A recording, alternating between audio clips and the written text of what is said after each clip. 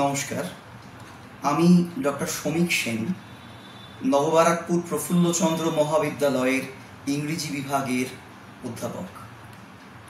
কাশ্মীরের পহেলগামে নিরীহ পর্যটকদের ওপর সন্ত্রাসবাদী হামলার প্রত্যুত্তরে ভারতীয় সেনাবাহিনী যে অপারেশন সিন্দুর সংগঠিত করেছে, আমি তা সর্বান্তকরণে সমর্থন করছি। দেশ ও দেশবাসীর সুরক্ষা সুনিশ্চিত করার জন্য এই ধরনের বলিষ্ঠ পদক্ষেপকে আমি অত্যন্ত জরুরি বলে মনে করছি।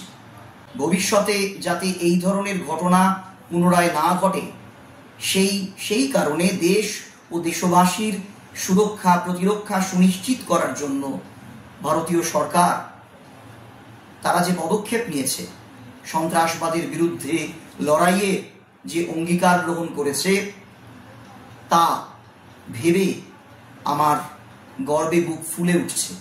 মনে করি ভারতীয় সরকার যথেষ্ট দায়বদ্ধতার পরিচয় দিয়েছে। ভারতীয় সেনাবাহিনীর বীরত্বে তাদের প্রতি গভীর শ্রদ্ধা জাগ্রত হয়েছে।